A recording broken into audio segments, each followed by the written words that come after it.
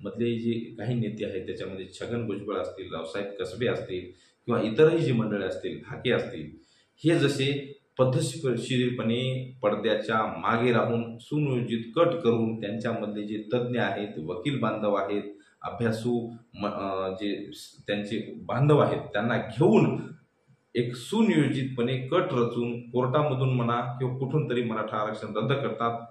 तसंच तेवढे जबाबदार आपण सुद्धा आहोत की आपण मराठा समाजातले जे बांधव आहेत, जे नेते आहेत, ते अजिबात या ठिकाणी लक्ष देत नाहीत.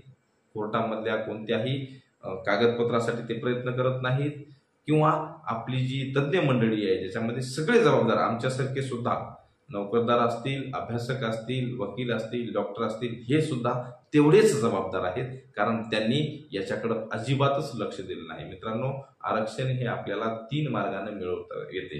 एक म्हणजे तुम्हाला जर आरक्षण पाहिजे असेल तर सरकारसोबत गुप्त मिळवणी म्हणजे हात मिळवणी करून तुमचं जे समाजाचं मत आहे त्याच्या बाजूने टाकावं लागतं आणि मग ते काय करतं, सरकार आपल्याला सत्तेमध्ये परत एकदा आल्यानंतर आरक्षण देतं.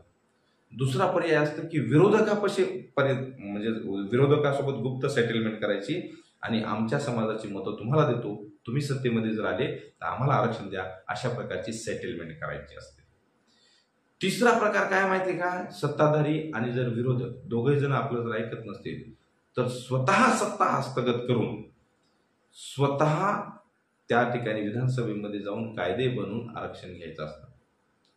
पण या 3ही प्रकारे मराठा समाजाने आरक्षण घेतलं नाही. ती चान्स गेलाय विधानसभेला, लोकसभेला, ते चान्स गमावलाय आपण. आता राहिला तिसरा मार्ग, चौथा एक मार्ग आहे.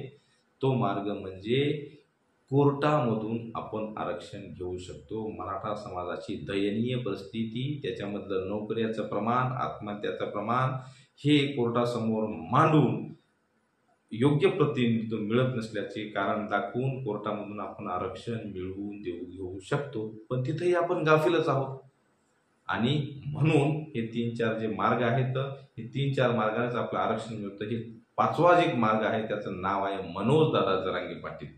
म्हणजे सत्तेमध्ये न जाता, विरोधकांसोबत बी न जुळवता किंवा मग कोर्टामध्ये सुद्धा त्या ठिकाणी बाजू न मांडता किंवा स्वतः सत्ता हस्तगत न करता सुद्धा आरक्षण मिळवता येतं. हे आपल्या मनोजदादा जरांगे पाटील यांच्या नेतृत्वामध्ये आपण जगाला दाखवून द्यायचं आहे आणि ते आपण दाखवून दिलेलं आहे हैदराबाद गॅजेट लागू करून. आता बघूयात पुढं काय परिस्थिती होती ती. घोडा मैदान सामने आहे. आपण किती टक्के आरक्षणामध्ये जातो आणि किती लाभ होतो हे आपण बघणारच आहोत.